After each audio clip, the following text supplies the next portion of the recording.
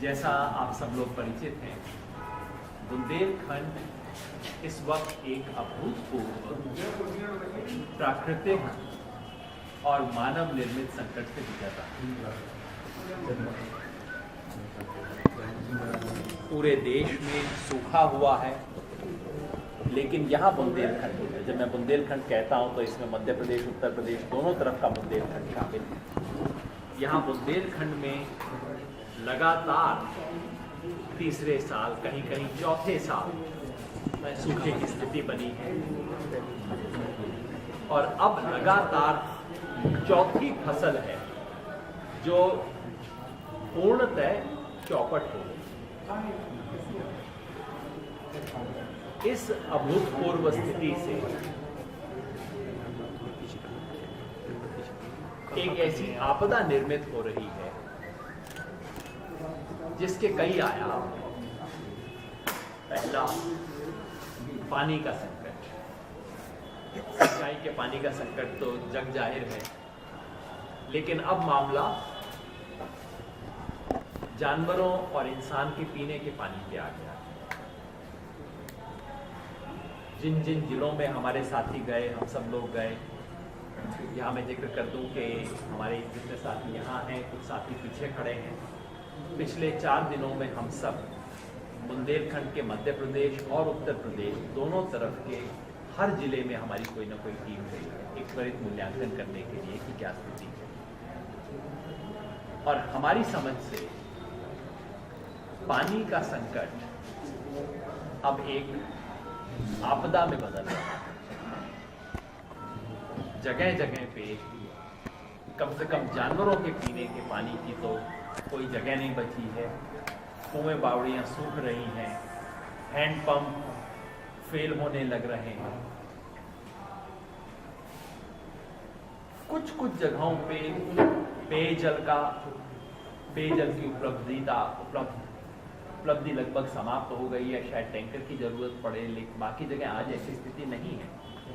लेकिन अगर आप कल्पना करें कि 1 अप्रैल को स्थिति क्या हो, आज से 2.5 महीना बाद जब गर्मी प्रॉपर शुरू हो जाएगी, उस वक्त क्या स्थिति होगी, तो हम समझ सकते हैं कि हम पानी के एक भयंकर संकट की ओर बढ़ रहे हैं। इससे जुड़ा हुआ है जानवरों और इंसान के खाने का संकट। इंसान के लिए अभी अकाल नहीं आया, जो सूखा है अभी पूरी तरह अकाल में नहीं बनता, लेकिन जानवर के लिए अकाल की स्थिति आ गई। यहाँ पे मामला खतरे की रेखा से ऊपर ऑलरेडी पहुंच चुका है। चारों तरफ हाहाकार मचा हुआ है। लोग जानवरों को छोड़ रहे हैं, जानवरों के पास खाने को कुछ नहीं है। जो बची कुची थोड़ी बहुत फसल होती है उसे खराब कर रहे हैं लोग। रात जिन थोड़े से लोगों ने अपनी फसलें लगाई हैं, रात वो खेत के बीच में बिता रहे हैं जानवरों से बचने के लिए। जानवर के पास खाने को नहीं है, जानवर उग्र और हिंसक हो रहे हैं।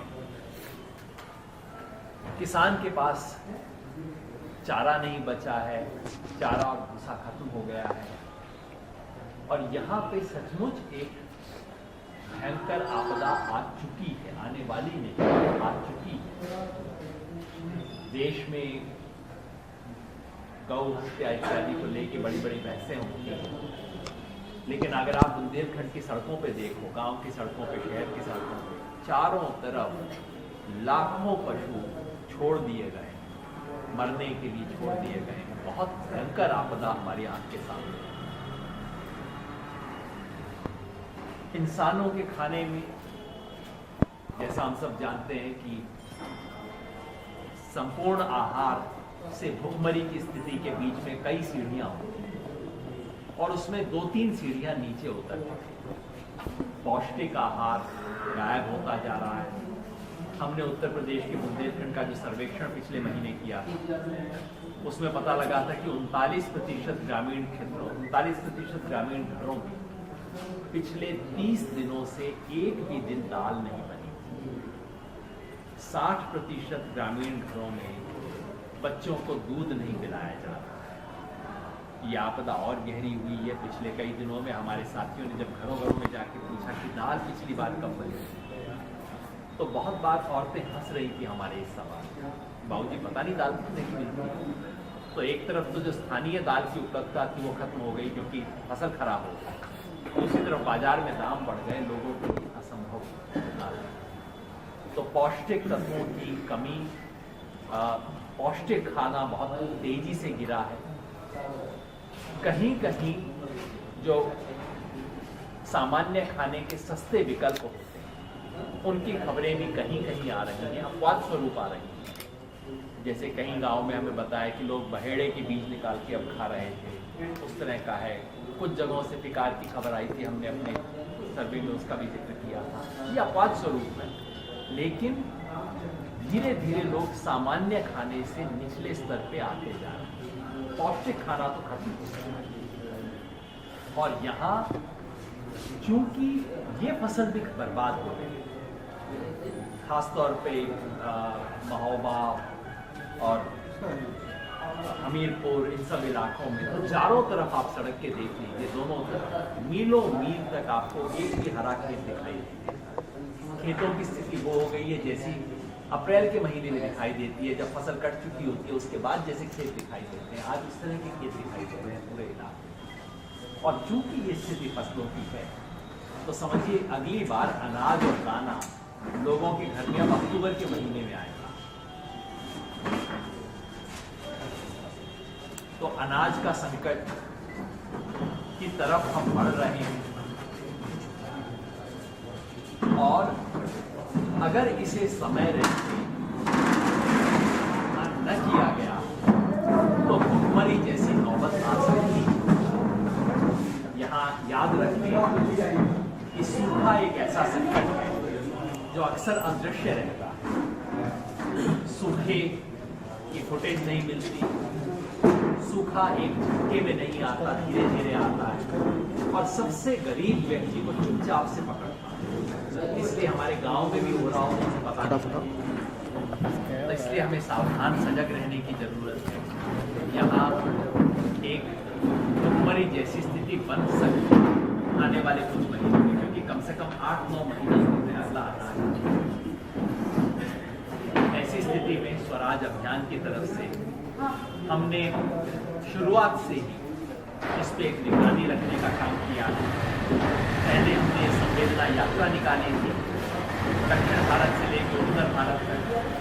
उसके बाद पिछले महीने बुंदेलखंड में आके सर्वेक्षण किया था, मुख्यमंत्रियों को चिट्ठी लिखी थी मध्य प्रदेश और उत्तर प्रदेश के। उत्तर प्रदेश के मुख्यमंत्री ने बुलाया, उनसे मुलाकात भी की थी।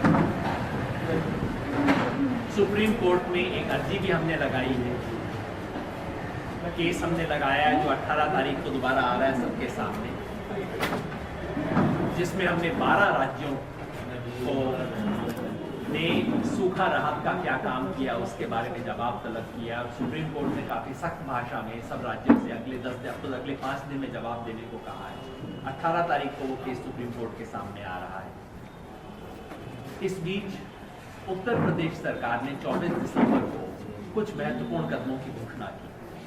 जैसा मैंने बताया कि हम मुख्यमंत्री से मिले थे, पूरे उत्तर प्रदेश के सूखे के बारे में उन्हें बताया था, लेकिन उनसे बुंदेलखंड के बारे में विशेष आग्रह किया कि यहाँ समय रहते कुछ बहुत बड़े कदम उठाने की आवश्यकता है। उसकी घोषणा में देर हुई, लेकिन कम से कम घोषणा हुई है 24 दिसंबर को।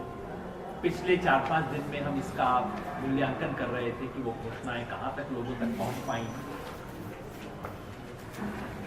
हमारी समझ से, और ये बिल्कुल पहला इंप्रेशन है, हमारी समझ से जो उत्तर प्रदेश सरकार ने 3-4 बड़ी घोषणाएं की। पहला ये कि बिजली की आपूर्ति इस इलाके में बढ़ाई जाएगी। गांव से पूछने पर लगता है कि बिजली की आपूर्ति में कुछ वृद्धि हुई, हालांकि किसान कह रहे हैं कि इसका हम क्या करें। दूसरा, सरकार ने घोषणा की थी कि नरेगा को बड़े पैमाने पर लागू किया जाए। 2 जिलों से हमें उसके बारे में सकारात्मक रपट मिली, बाकी जिलों से रपट नहीं मिल रही। केवल महोबा और हमीरपुर से खबर मिली है कि वहाँ नरेगा के तहत बड़े पैमाने पे काम शुरू हुआ है। महोबा में खुद हम जाके अपनी आंख से देख के आए हैं, वहाँ कई गाँव में सचमुच काम शुरू हो गया है। राज्य सरकार को हम धन्यवाद देना चाहते हैं इसके लिए। लेकिन बाकी जिलों से, उत्तर प्रदेश के बाकी जिलों से ऐसी रिपोर्ट नहीं है। झांसी में भी गए, लेकिन मध्य प्रदेश से कोई रिपोर्ट नहीं है, और उत्तर प्रदेश के उधर चित्रकूट, बांदा और जालौन, उधर से भी ऐसी रिपोर्ट हमें नहीं आ रही। राज्य सरकार ने तीसरी घोषणा की थी कि वो जो हमारी सिफारिश थी, हमने कहा था ये गांव में APL BPL का चक्कर समाप्त कर दीजिए। सभी लोगों को जो नया कानून है, खाद्य सुरक्षा कानून, उसके तहत 5 किलो प्रति व्यक्ति प्रति माह देना शुरू करें, दाल भी दें, ये सब हमने सिफारिश की थी। राज्य सरकार ने घोषणा की है कि वे खाद्य सुरक्षा अधिनियम को तुरंत प्रभाव से लागू कर रहे हैं बुंदेलखंड में 1 जनवरी से। अभी तक जमीन पे वो चीज़ नहीं पहुंच पाई है, शायद बहुत जल्दी ऐसी अपेक्षा करना, लेकिन हमने कुछ अधिकारियों को ऐसा कहते सुना कि इसके बारे में तैयारी चल रही है। लेकिन अभी तक खाद्य सुरक्षा अधिनियम के तहत सभी लोगों को 5 किलो पहुंचाने वाली जो बात 1 जनवरी से लागू हो गया है, 26 किलो ये सरकार ने कहा कि वो लागू कर रहे हो गया है, लेकिन सभी के लिए नहीं है, चिन्हित है गरीब गरीब। जी, दरअसल उसका प्रोविजन ये है कि वो लगभग 80% लोग उसमें एलिजिबल हों, लेकिन जमीन पे लोगों को अभी मिलना या ऐसी सूचियां तैयार करना जिसके आधार पे वो काम अभी नहीं। राशन की दुकान पे 26 जिलों में एक साथ झांसी, जालौन में लागू हो गया है, बढ़ रहा है 5% सभी के लिए नहीं, तो वो चिन्हित लोगों को तो मिलेगा। सर, मैं हमारी टीमें सभी जिलों में गई हैं, अधिकारियों से बात की है। मैं अभी वहाँ के महोबा के DM से बात करके आ रहा हूँ, वहाँ के संबंधित अधिकारियों से बात कर रहा हूँ। मैं आपको आधिकारिक रूप से बता रहा हूँ, मतलब मैं ऑफिशियल नहीं हूँ, लेकिन जान के और केवल एक कैजुअल इंप्रेशन के आधार पे नहीं, मैं आपको बता रहा हूँ कि अभी तक गांव में वो राशन नहीं पहुँचा। अंतिम इसका प्रमाण ये है, कागज जरूर चल रहे हैं लखनऊ से, कागज पहुँचे होंगे, मैं इससे इनकार नहीं कर रहा, और वो महत्वपूर्ण पहली कड़ी है। शायद हो सकता है अभी से अपेक्षा करना बहुत जल्दबाजी हो, लेकिन अभी तक राशन लोगों के हाथ में नहीं पहुँचा। जो चौथी घोषणा सरकार ने की है कि पशुओं के लिए चारे की व्यवस्था की जाएगी, वो उस व्यवस्था के बारे में फिर प्रशासनिक कदम उठाए जा रहे हैं, लेकिन अभी तक चारा गांव में नहीं पहुंचा, और ये बिल्कुल एक आपात स्थिति है। मैं आपसे सबसे अनुरोध करूंगा, कृपया इसको हाईलाइट कीजिएगा पशुओं के लिए, क्योंकि वो बोल नहीं सकते, वो प्रेस कॉन्फ्रेंस एड्रेस नहीं कर सकते।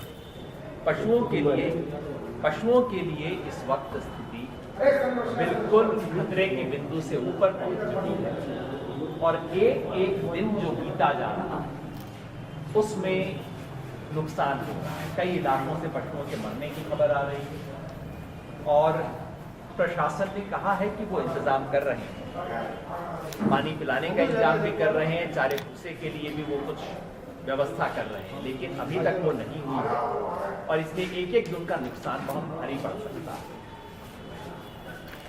उत्तर प्रदेश में अभी सूखे के मुआवजे की शुरुआत तो नहीं हुई है। मध्य प्रदेश में सूखे के मुआवजे की भुगतान की शुरुआत हो चुकी है, लेकिन उत्तर प्रदेश में अभी तो पुराना जो ओलावृष्टि का जो था उसका भुगतान चल रहा है, उसका भुगतान अभी पूरा नहीं हुआ है, अभी वही चल रहा है।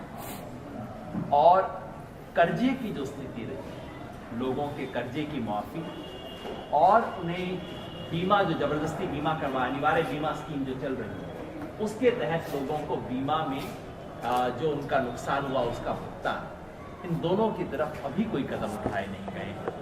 तो आप सबके माध्यम से हम राज्य सरकार से और समाज से, ये केवल सरकार का काम नहीं है, इतनी बड़ी आपदा में पूरे समाज को लगना होगा। दिक्कत यही है कि बाढ़ एक ऐसी आपदा है जो हम सबको आंख से दिख जाती है, भूकंप एक ऐसी आपदा है जो हम सब हिल जाते हैं, लेकिन सूखा चुपचाप आता है, दबे पांव आता है, हमारे पड़ोसी को पकड़ लेता है, हमें पता नहीं होता। इसलिए पूरे समाज को सजग होने की जरूरत है। आप सबके माध्यम से मैं सरकार से अनुरोध करूंगा कि सरकार ने जो बुंदेलखंड के लिए घोषणाएं की हैं, जो अच्छी घोषणाएं, देर से हुई हैं लेकिन अच्छी घोषणाएं, उन घोषणाओं को खास तौर पर जो राशन की दुकान के बारे में घोषणाएं, लोगों को राशन देने की घोषणा और जानवरों के चारे के बारे में भी घोषणा, इन दोनों घोषणाओं को शीघ्र जमीन पे लागू करवाया जाए और समाज से अपील। ऐसे में समाज की भी बहुत बड़ी भूमिका है। लोग प्राणी मात्र को प्रेम करना हमारी संस्कृति का अंग रहा है और गाय को लेके तो हमारे यहाँ बहुत आस्था रही है। उन सब लोगों से मैं आग्रह करूंगा, चाहे वो बुंदेलखंड में हैं, बाहर हैं, सबसे आग्रह करूंगा, ये वक्त है उन प्राणियों की सेवा के लिए आने का, उन तक कुछ पहुंचाने का। एक ट्रक चारा भी यहाँ भिजवाना बहुत बड़ी सेवा होती है। स्वराज अभियान की तरफ से हमने तय किया है कि जब तक बुंदेलखंड में सूखे जैसी स्थिति बनी रहे, ये हो सकता है 5 महीने हो, 9 महीने हो, कौन जाने इससे लंबा चले, तब तक स्वराज अभियान की तरफ से हम इस पे एक सजगता बनाए रखेंगे, इसकी निगरानी सतत रूप से करते रहेंगे। सुप्रीम कोर्ट में हमारा केस चल ही रहा है, 18 तारीख को आने वाला है। इसके अलावा बुंदेलखंड स्तर पे और जिला स्तर पे हम इसकी निगरानी समितियां बनाएंगे, जो कि एक विशेष अंतराल के बाद हर महीने संभव हो तो रपट पेश करेंगे।